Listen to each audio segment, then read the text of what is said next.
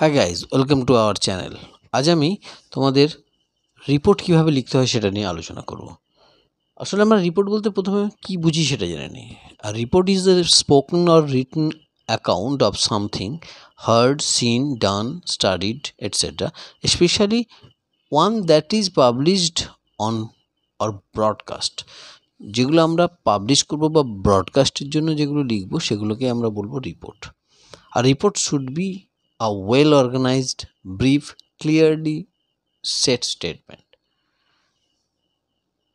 আমরা তিন ধরনের রিপোর্ট পাবো, পেপার রিপোর্ট যেগুলো আমরা জানি সেগুলো হচ্ছে, একটা হচ্ছে ইভেন্ট, একটা ইনসিডেন্টকে নিয়ে, আর একটা কোনো ওপিনিয়ন বেসড টপিককে নিয়ে হবে। সাধারণত আমাদের পরীক্ষায় যেগুলো স্কুল বা কলেজের পরীক্ষা থাকে সেগুলোতে ইভেন্ট আর ইনসিডেন্টের মধ্যেই সীমাবদ্ধ থাকে, কিন্তু আমরা যখন কোনো প্রতিযোগিতামূলক পরীক্ষা দেব তখন কিন্তু তার রাইটিং স্কিলে ওপিনিয়ন বেসড টপিকগুলোতেই থাকে। আমি তোমাদের আজকের সব রকম রিপোর্টের বেসিক ধারণাটা দিয়ে দেব। তাহলে প্রথমে আসা যাক বেসিক রুলস কি। বেসিক রুলস হচ্ছে, always write a report on an event or incident in past tense and report on opinion based topic in past or present tense. Past বা প্রেজেন্টে আমরা লিখতেই পারি, তবে ইভেন্ট আর ইনসিডেন্ট যেগুলো সেগুলোতে আমরা পাস্ট টেন্সেই লিখব, আর ওপিনিয়ন বেসড টপিক যেগুলো সেগুলোতে আমরা পাস্ট এবং প্রেজেন্ট দুটোতেই লিখতে পারি। অলওয়েজ ইউজ থার্ড পারসন, কখনোই ফার্স্ট এবং সেকেন্ড পারসন ব্যবহার করব না। আই, উই, ইউ এগুলো ব্যবহার করব না। রাইট ইন প্যাসিভ ভয়েস, সবসময় আমরা প্যাসিভ ভয়েস ইনডিরেক্ট স্পিচে লিখব। Don't use imagination or personal opinion, নিজের কোনো ওপিনিয়ন বা কল্পনাকে আমরা ওর মধ্যে লিখব না। Any comment in case of event, incident reporting, incident বা ইভেন্ট রিপোর্টিংয়ের ক্ষেত্রেও আমরা কোনো কমেন্ট পাস করব না লেখার মধ্যে। এরপরে আসে যাক কমন ফরম্যাট কী, আসলে স্ট্রাকচারটা কী। প্রথমে আমাদের একটা হেডিং দিতে হবে বা টাইটেল দিতে হবে, যার মাধ্যমে আমরা সংক্ষেপে বুঝে যাব যে রিপোর্টটা কী নিয়ে লেখা হচ্ছে। আমাদের এখন সবাই ব্যস্ত জীবনযাপন করি, সেক্ষেত্রে হেডিং বা টাইটেলটা দিয়ে যদি আমরা ভিতরের বিষয়বস্তুটা বুঝতে পারি তাহলে খুব সহজেই সেটা ক্যাচি হয়ে ওঠে। তাহলে হেডিংটা obviously states briefly the subject of the report. এক্ষেত্রে আমরা কনজাংশন, আর্টিকেল এবং প্রিপোজিশনগুলোকে স্মল লেটার দিয়ে শুরু করব, আর অন্য যেসব ওয়ার্ডগুলো থাকবে সেগুলোকে আমরা ক্যাপিটাল লেটার দিয়ে করব। এরপরে আসা যাক, হেডিংয়ের পরে থাকবে সোর্সটা কি, the name of the agency, যেগুলো আমরা লিখি স্টাফ রিপোর্টার, সেলফ করেসপন্ডেন্স বা নাম থাকলে নাম, এরকম যেগুলো ইউজ করি সেগুলো হচ্ছে সোর্স। ঠিক হেডিংয়ের পরেই দেবো আমরা সোর্সটাকে। তারপর আমরা দেবো place, where from the report is made, কোথা থেকে সেটা হচ্ছে রিপোর্টটা। প্লেস দেওয়ার পরে কমা দিয়ে আমরা ডেট লিখব। তবে ডেটের ক্ষেত্রে একটা জিনিস মনে রাখতে হবে ভালো করে, যে on which the report is made but not the date of the incident or event. Incident বা ইভেন্টের ডেটটা কিন্তু নয়, ইভেন্টের পরের দিন আমরা দেবো, যেদিন আমাদের পেপারে উঠছি সেদিনকার ডেট এখানে দেব। এবং ডেটের ফরম্যাটটা অবভিয়াসলি মনে রাখতে হবে। Date should not be written as 24/02/2024 or 24th February 2024, এভাবে লিখলে কিন্তু হবে না। কীভাবে লিখতে হবে? February 2024, ফেব্রুয়ারি দিয়ে আমরা মাসটাকে আগে লিখব, তারপর ডেটাকে লিখব এবং শেষে আমরা বছরটাকে মেনশন করব। এরপরে আসা যাক কটা প্যারাতে লিখবো আমরা। সাধারণত আমরা রিপোর্টিংগুলোকে 3টে প্যারার মধ্যে শেষ করব। প্রথম প্যারাতে থাকবে ইন্ট্রোডাকশন, সেকেন্ড প্যারাতে মেন কন্টেন্ট, আর থার্ড প্যারাতে থাকবে কনক্লুশন। ইন্ট্রোডাকশানে কি হয়? ইন্ট্রোডাকশানে আমরা সবসময় মনে রাখবো যে ছোট করে যে জিনিসটা থাকছে সেগুলোকে কয়েকটা WH ওয়ার্ড দিয়ে প্রশ্ন করলে যা যা হয় সেগুলো লিখব। অর্থাৎ হোয়াট, বিষয়টা কী নিয়ে হয়েছে, ইনসিডেন্টটা কী, বা যদি কোনো সেখানে ইভেন্ট হয় সেই ইভেন্টটা কী নিয়ে হয়েছিল, হু, কে সেখানে ইনাগুরেট করেছে, কে ওপেনিং করেছে বা কার দ্বারা হয়েছে, হোয়েন কখন হয়েছে, হোয়ার জায়গাটা প্লেসটাকে আমরা মেনশন করবো কোথায় হয়েছে, কেন হয়েছে, হোয়াই কেন হয়েছে, হাউ কেমন করে হলো। যে কোনো ইনসিডেন্ট বা ইভেন্টের ক্ষেত্রে এগুলো এই 5WH যে ফ্যামিলি আছে বা হাউ, এটা নিয়ে আমরা সংক্ষেপে ইন্ট্রোডাকশনটা দিয়ে দেবো। এরপরে আমরা যখন মেন কন্টেন্টে যাব তখন সেটা ইলাবোরেটলি লিখব। মেন কন্টেন্ট কি হবে? ইভেন্ট বা ইনসিডেন্টের ক্ষেত্রে how it was started, who inaugurated the, suppose ধরো কোনো ব্লাড ডোনেশন ক্যাম্প হচ্ছে, তার তোমাকে রিপোর্টিং লিখতে বলা হয়েছে, বা ইন্ডিপেন্ডেন্স ডে সেলিব্রেশন হচ্ছে, ট্রি প্লান্টেশন হচ্ছে, যে কোনো জিনিস, যে কোনো ইভেন্ট, সেই ইভেন্টের ইনাগুরেশন কে করলো, বা সেখানে চিফ গেস্ট কে ছিল, এগুলো। Who are the guest, what has happen there, সেখানে কি হলো, এইগুলো নিয়ে আমরা মেন কন্টেন্ট থাকবে। What measures or actions were taken then, how everyone reacted at the event বা অ্যাট দ্য ইনসিডেন্ট, সেটা ব্যাড বা গুড দুটোই হতে পারে, এবং সেই ইনসিডেন্টটা বা ইভেন্টটার ব্যাড অ্যাসপেক্ট বা গুড অ্যাসপেক্ট কী হলো সেটা নিয়েও লিখতে হবে, বা সেই সিচুয়েশানটার কীভাবে মানুষের উপর প্রভাব ফেললো সেখানকার মানুষদের। এটা হচ্ছে মেন কন্টেন্টের মধ্যে থাকবে। আর শেষে যদি বলি অপিনিয়ন বেসড কিছু, যেটা এক্সামে আসে, কম্পিটিটিভ এক্সামে, সেক্ষেত্রে আমাদের সবসময় নিজেদের চিন্তাভাবনাটার বহিঃপ্রকাশ করতে হবে। Express your thoughts with some experience.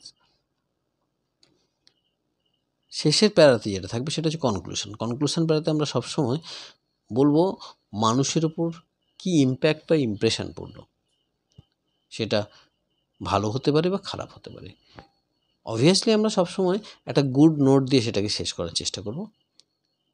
What actions were taken or resolve by the authority.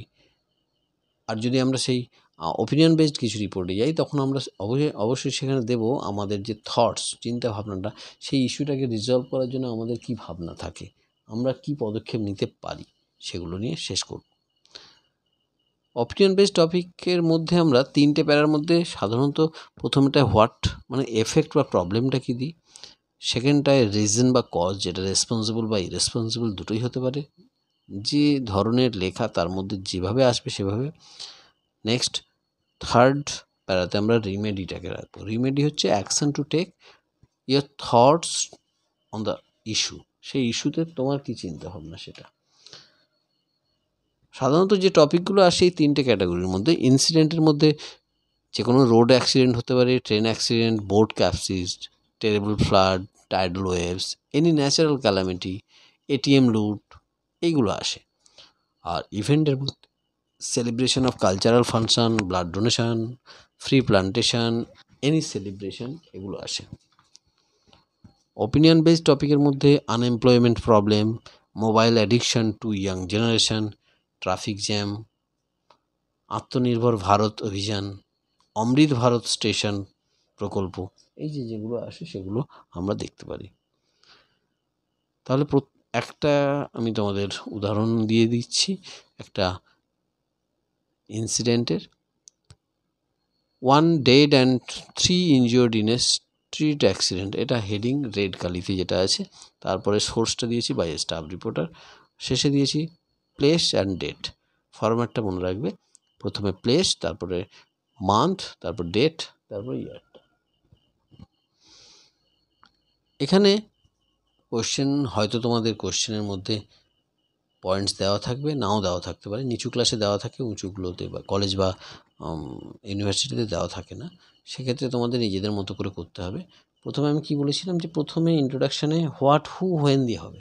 তাহলে এখানে দেখো, a 8 years school boy was killed and other 3 school boys were seriously injured when a terrible street accident took place at Ultadanga at 4 PM। তাহলে আমি কি ঘটেছিল এবং কখন কোথায় সেটা বললাম। The accident took place when the two drivers were crossing recklessly to each other at the highest speed, and one of them lost control over the steering and ran over one student when he was returning home with his friends after the school was over. তাহলে এখানে ডিটেলে আমি বলতে গেলাম যে কি ঘটনাটা ঘটেছে। Other 3 students also got injured seriously. Some people took them to the nearest hospital. There the boy was declared dead and the others were admitted.